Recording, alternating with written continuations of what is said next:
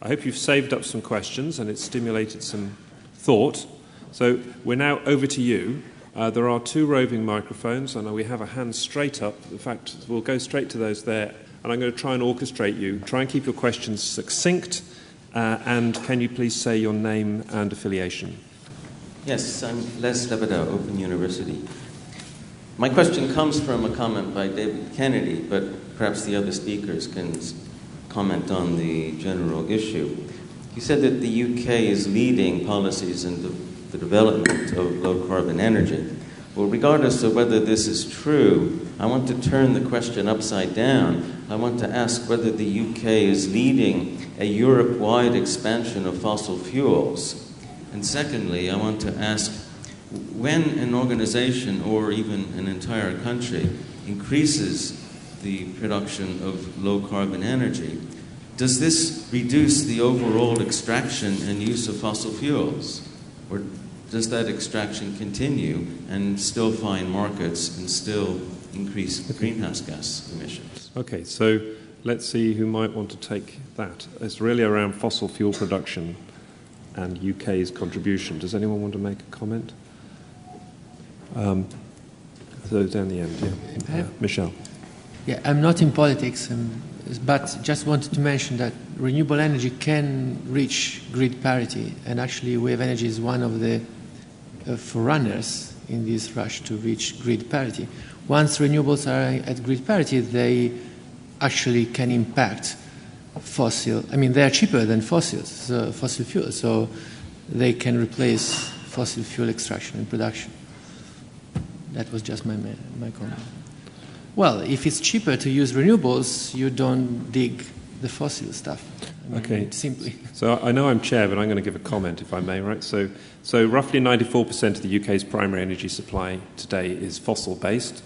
We're not dissimilar from many other countries in that respect, with some exceptions, particular, for example, Norway and France. So I think David's comment, if I could sort of try and speak for him, is that I think the expectation certainly in the medium term is that we will still be heavily reliant on fossil energy. I personally don't expect that to change.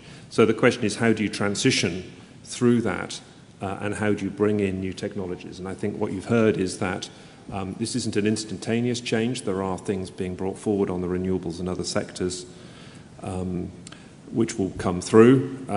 And we can debate about the speed of that transition and how fast it will happen. But I think we should all be very clear. I think that you'll see fossil energy as a key part of the energy mix in many countries, including the UK, for some years to come.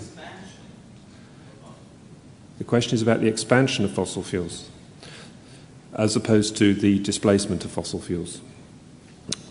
Okay, does anyone want to comment on whether we're going to see a transition or not? And I think we should also just be clear that one of the mechanisms that one might also, and David mentioned this, but others as well, is about carbon capture and storage, which of course allows you to continue to use that and maintain your carbon targets. Question? Humberto. I'm ready to comment, not too UK specific, if you allow, but I think in this moment we have understood as a world community that the world has far too much fossil fuel reserves for us to count on any peak oil, on exhaustion of reserves to solve the problem for us. If we pick everything that is underground and put it in the atmosphere, we will be doomed, or our children or grandchildren will. So, in fact, we have here a paradox, because we are kind of addicted to fossil fuels. At the same time, we all claim we want to reduce emissions and reach a 2 centigrade target. But everywhere in the world where there are reserves, the government or the country that has such reserves is eager to pick on them. So we do need to change this picture. There's no quick solution, but certainly the move towards renewable and clean energy is one of such solutions, especially when it will prove that economically then you don't pay a fuel, you do pay the investment or whatever scheme to support renewable energy. But when it is out there, it will stay for long without paying the fuel itself. But with this said, I do agree that we need transitions. What kind of transitions? In some countries it will be nuclear, In some countries, it might be shale gas, which is a fossil fuel, but if it would replace coal and if we would avoid leakage of methane in the atmosphere, that might have a climate benefit for a while. We cannot rely for it forever. And especially, we do need CCS, carbon capture and storage, because we can't get rid of fossil fuels for some decades, and we should decarbonize the use of fossil fuels as much as possible. But in the long run, I would say, sustainable energy is necessarily renewable energy. Okay, so I'm going to move us off this. We had a question here, this gentleman, and then there was a lady over there who raised her hand who I missed. So she's sitting behind that question. Yeah. Thank you. Richard Beecham from Campaign to Protect Rural Essex. I so welcome the comment early on this morning from Richard Rugg in the first presentation. Thanks so much for mentioning population. This is an issue which is so often marginalised, and everybody mentions it and then skates off it, but you actually gave it a little bit of attention. And I thank you for that, but also welcome anything further you might want to say about that. Population, right? So I've certainly been asked questions in the past that says, isn't the way to deal with this to stop people having children? So, tricky. Do you want to comment on population? And I guess it's all about energy demand, right? Yeah.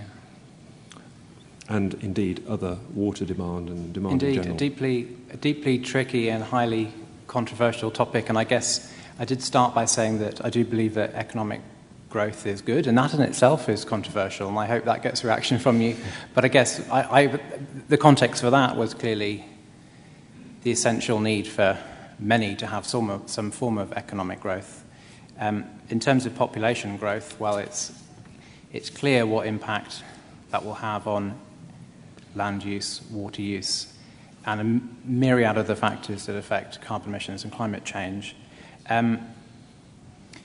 Desperately important that we start to prepare infrastructures, economies, budgets for the impacts of a larger population. So 3 billion people entering the middle class, what does that mean in terms of goods and services? So we know that, for example, aluminium and steel, key products for manufacturers that public sector bodies will be relying on, we know that the cost of those things will rise between 30 and 80% over the next 20 years. That's due to higher demand for those key raw materials that are finite. So there's a massive impact there. And in terms of a higher proportion of middle class, well, clearly that has a big impact in terms of stuff that we buy, stuff that we're already buying, but stuff that we're going to buy. If we look at the UK's performance in terms of its carbon footprint, what we're seeing is that domestically we've reduced our carbon emissions on a 1950 baseline by 20%. So we've improved our domestic emissions by 20%, yet our overall carbon footprint has gone up 10%. So how has it gone up 10%? It's gone up 10% because of the embodied carbon in all of the stuff that we are importing, so manufactured goods that we're importing. It's so critical at the individual level and at the business and organisational level, we actually think about what we're buying. And with population growth, with more people aspiring and achieving a status where they can buy more, we're clearly going to have to think harder about sustainable procurement. We need to think about planning for the lack of resources that we depend on.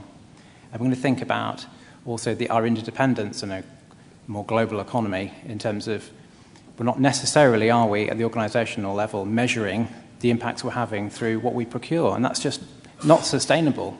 We know that the NHS and the Ministry of Defence are significant procurers on the UK level. And we know that the UK's overall emissions are increasing on the basis of the stuff that we are buying. So there's a real important link there, which I think we need to think about and plan for.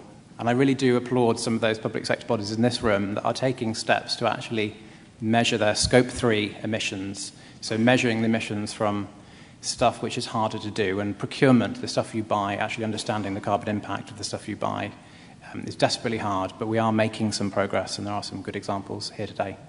Okay, thank you. And I'm going to move on straight to the next question, if I may. And hello, my name is Andrea Esperanza from Trade, and my question is for all the speakers.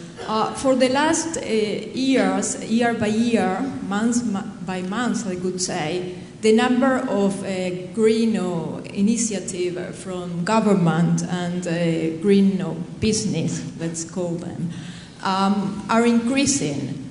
Nevertheless, the green gases are increasing too. I wonder if the panel has any explanations of view what this is happening, and I wonder do you think that instead of doing more and more, it would be better to do something different, change the logic? I heard the speaker talking continually about economic growth. It's intrinsically to the idea of economic growth that we need to increase the consume more service as well as goods, and this is linked with using more natural resources, which is also linked to climate change. I wonder, what are your thoughts about this? So the question, the question is there truly sustainable economic growth, right? Can you really deliver sustainability and economic growth, or are they actually in tension? Would someone like to pick that one up? It's a simple question. Humberto, do you want to go? Yes. I'm pleased to comment because, yes, worldwide the emissions are increasing, and yes, a bit everywhere, some green initiatives and low carbon is developing. And that's really everywhere, from China to Europe, from the US to Australia. But let's say if the emissions are still increasing, of course, the effort is not enough. That's the whole debate in COP Warsaw and towards a new climate agreement. But what I wanted to highlight is in the past 2 decades, in Europe, we did have a reduction of 18% of emissions, while our GDP has grown by 40%. So on that issue, let's not move, let the others do it, we can't do it alone, etc. This is an example. We can have some leadership and actually influence the world. When you show it's feasible, we are showing it's feasible. Of course, in this moment, some, on the pretext of the economic crisis, are trying to say that the whole economic crisis, the whole cost of energy, etc., come from decarbonization, which is not true at all. That's a debate, and in this stringent debate, because climate action, climate policy can deliver, must deliver, and it has actually delivered also on the economic side, contrarily to what some say. Okay, I'm going to take one more, I'm afraid, and then you will get a well-deserved coffee break, and so will the speakers. So the last question. Yeah, Peter Rugg, Cornwall Council. It was really, and I again, 12 months ago I was working for the Natural Resources team, which was axed for the cuts at local government, so that's just applying what you're saying. For Dr. Cressy, we've actually tried to work with communities and encouraging wave production in Cornwall, but the economics have always killed the schemes dead. But I'm interested, a specific question, some of you may well have heard of the Wave Hub off of Hale. There's a facility already there, and nobody ever wants to plug into it. Why didn't you simply use that facility, which is already consented for that use? Sure. So Dr. Grassi, a question for you. Have you looked at the Wave Hub or as an opportunity for demonstrating your technology? Wave Hub is actually currently a company with its own board, and I cannot comment on their commercial strategy. Let's say that a few years ago we were planning to be the first there. We are not planning that anymore, and I'll stop there. Okay. All right. I think I know there are more questions, but I think if you could try and find the panelists and the speakers over coffee, I think that they will be around, at least for a while. Thank you very much for your questions.